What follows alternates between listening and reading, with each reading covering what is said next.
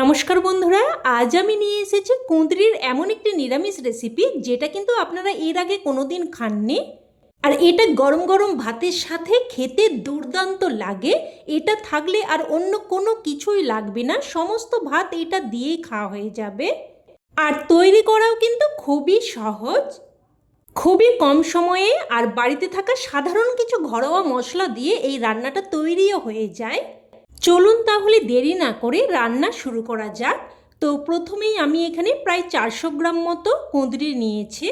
এবার কুঁদরিগুলোকে দেখুন খুব ভালোভাবে ধুয়ে নেব, কারণ কাটার পর কিন্তু আমি আর ধোবো না, তাই আগেই খুব ভালোভাবে ধুয়ে নিচ্ছি। আর এই কুঁদরিকে জায়গা বিশেষে অনেক রকম নামেই কিন্তু বলা হয়, তবে আমরা কিন্তু কুঁদরিই বলে থাকি। আর আপনারা কি বলে থাকেন অবশ্যই কিন্তু কমেন্টে জানাবেন। এবার দেখুন কুঁদরিগুলোকে এইভাবে আমি ছুরিতে করে মাঝ বরাবর একটু কাট লাগিয়ে দিচ্ছি। কুঁদরিগুলো কিন্তু গোটা গোটাই থাকবে, কুঁদরির দুদিকটায় একটু করে বাদ দিয়ে তারপর মাঝ বরাবর এইভাবে ছুরিতে করে একটু করে কেটে দেব। আবার অপর দিকটাও একই রকমভাবে ছুরিতে করে এইভাবে কেটে দিচ্ছি। আর দেখুন কুঁদরিগুলো কিন্তু একদমই কচি, একটুও লাল বা পেকে কিন্তু যায়নি। যদি কুঁদরিগুলো লাল হয় সেগুলো কিন্তু খেতে একটু টক হয়, আর এই রকম কচি কুঁদরি কিন্তু খেতে খুবই টেস্টি হয়। তো সমস্ত কুঁদরিগুলো একই রকমভাবে আমি কেটে নিয়েছি। এবার গ্যাস অন করে কড়াই বসিয়ে এখানে দিয়ে দিলাম 2 চামচ মতো সর্ষের তেল। আর পুরো রান্নাটা কিন্তু এই তেলেই হয়ে যাবে। তো তেলটাকে ভালোভাবে গরম করে নিয়ে এবার এখানে কুঁদরিগুলো দিয়ে দিচ্ছি। আর এই রান্নাটা কিন্তু অবশ্যই সর্ষের তেলেই করতে হবে। এবার এর মধ্যে সামান্য একটু লবণ আর সামান্য একটু হলুদ গুঁড়ো দিয়ে দিলাম। এবার এই লবণ আর হলুদ গুঁড়োটা দিয়ে ভালোভাবে মিশিয়ে নেব। ভালোভাবে মিশিয়ে নিয়ে এবার একটা ঢাকনা দিয়ে দিয়ে মিডিয়াম ফ্লেমে কুঁদরিগুলোকে প্রায় 3 থেকে 4 মিনিট মতো ভেজে নেব। তো ঢাকনা দিয়ে দিয়ে প্রায় কিন্তু 3-4 মিনিট মতো কুঁদরিগুলোকে ভেজে নিয়েছি। মাঝে একবার ঢাকনা তুলে নাড়াচাড়া করে দিয়েছিলাম। আর দেখুন কুঁদরিগুলো কিন্তু খুব সুন্দরভাবে ভাজা হয়ে গেছে। এবার কুঁদরিগুলো উঠিয়ে নেব। উঠিয়ে নিয়ে এবার ওই তেলের মধ্যে দিয়ে দিচ্ছি আলু। এখানে আমি দুটো মিডিয়াম সাইজের আলুকে দেখুন এইরকম লম্বা লম্বা মতো করে কেটে নিয়েছি। আলুগুলোকে এবার নাড়াচাড়া করে মিশিয়ে নেব, তবে আপনারা চাইলে কিন্তু আলু বাদ দিয়েও রান্নাটা করতে পারেন। এবার মিডিয়াম ফ্লেমে একটা ঢাকনা দিয়ে দিয়ে আলুগুলোকেও কিন্তু প্রায় 3 থেকে 4 মিনিট মতো ভেজে নেব।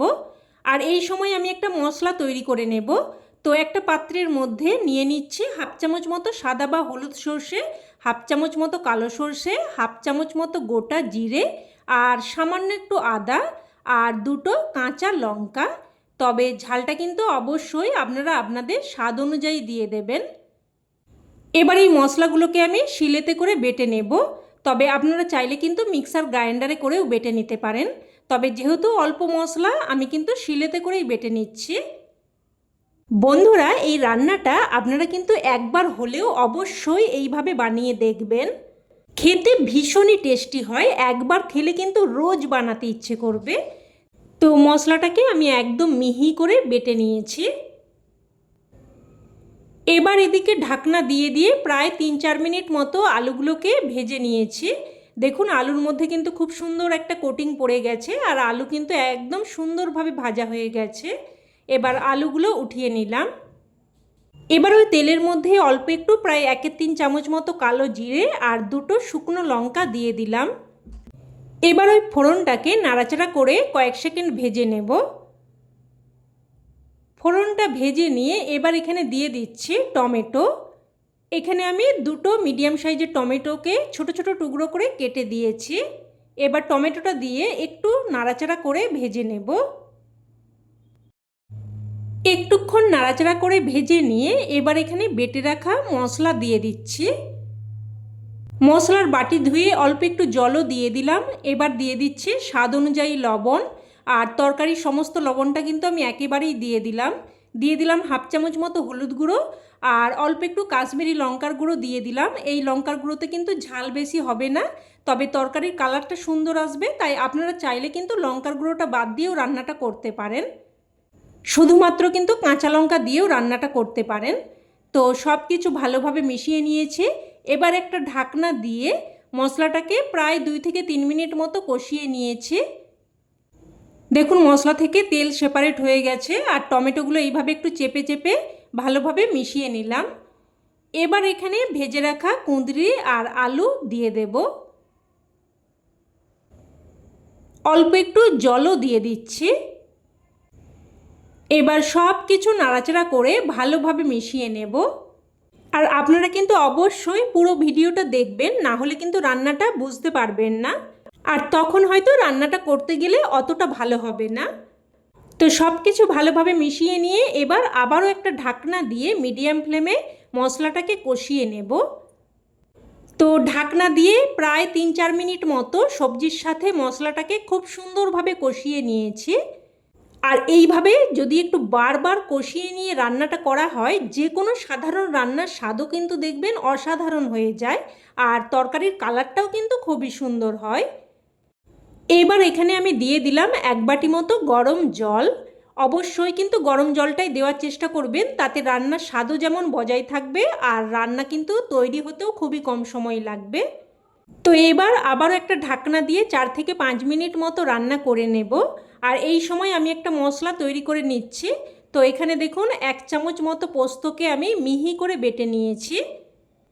খুব বেশি না, ছোট চামচের 1 চামচ মতো পোস্ত কিন্তু নিয়েছি। তো এদিকে 4-5 মিনিট মতো ঢাকনা দিয়ে রান্না করে নিয়েছি। আর দেখে নেব এবার আলু কুঁদরি ভালোভাবে সেদ্ধ হয়েছে কিনা। তো দেখুন আলু কিন্তু একদম সুন্দরভাবে সেদ্ধ হয়ে গেছে, আর কুঁদরিও দেখিয়ে দিচ্ছি। তো দেখুন কতটা সুন্দরভাবে সেদ্ধ হয়ে গেছে। এবার গ্যাসের ফ্লেমটাকে একদম লোতে করে দেব। তো গ্যাসের ফ্লেমটাকে লোতে করে দিয়ে এবার এখানে বেটে রাখা পোস্তটা দিয়ে দিলাম। পোস্তর বাটি ধুয়ে সামান্য একটু জল দিয়ে দিলাম। এবার দিয়ে দিচ্ছি অল্প একটু চিনি, এতে করে স্বাদটা সুন্দরভাবে ব্যালেন্স হবে। যেহেতু নিরামিষ রেসিপি, একটু মিষ্টি দিয়ে দিলে স্বাদটা সুন্দরভাবে ব্যালেন্স হবে আর খেতেও কিন্তু খুবই ভালো লাগবে। সব কিছু ভালোভাবে মিশিয়ে নিয়েছি, আর এখন কিন্তু ঢাকনা দেওয়ার কোনো রকম প্রয়োজন নেই। আমি লো ফ্লেমে জাস্ট 2 মিনিট মতো রান্না করে নিয়েছি। এবার এখানে দিয়ে দিলাম সবশেষে কিছু কুচানো ধনেপাতা। ধনেপাতাটা দিয়ে ভালোভাবে মিশিয়ে নেব। ভালোভাবে মিশিয়ে নিয়ে এবার গ্যাসের ফ্লেম বন্ধ করে একটা ঢাকনা দিয়ে স্ট্যান্ডিং টাইমে রেখে দিলেই রান্না কিন্তু একদম তৈরি। এবার এটা গরমাগরম ভাতের সাথে পরিবেশন করুন, খেতে কিন্তু জাস্ট ফাটাফাটি লাগে। অবশ্যই এইভাবে একবার বানিয়ে দেখুন, না হলে কিন্তু এর স্বাদ আপনারা উপলব্ধিই করতে পারবেন না। তো রেসিপি কেমন লাগলো অবশ্যই কমেন্টে জানাবেন, আর ভালো লেগে থাকলে প্লিজ একটা লাইক দিয়ে দেবেন, আর চাইলে অন্যান্য বন্ধুবান্ধবদের সাথে শেয়ারও করতে পারেন। আর চ্যানেলের নতুন বন্ধু হয়ে থাকলে চ্যানেলটি অবশ্যই করে সাবস্ক্রাইব করে নেবেন। তো আজ এই অবধি, আবারও অন্য কোনো রেসিপিতে দেখা হবে। ততক্ষণে ভালো থাকবেন, সুস্থ থাকবেন। ধন্যবাদ।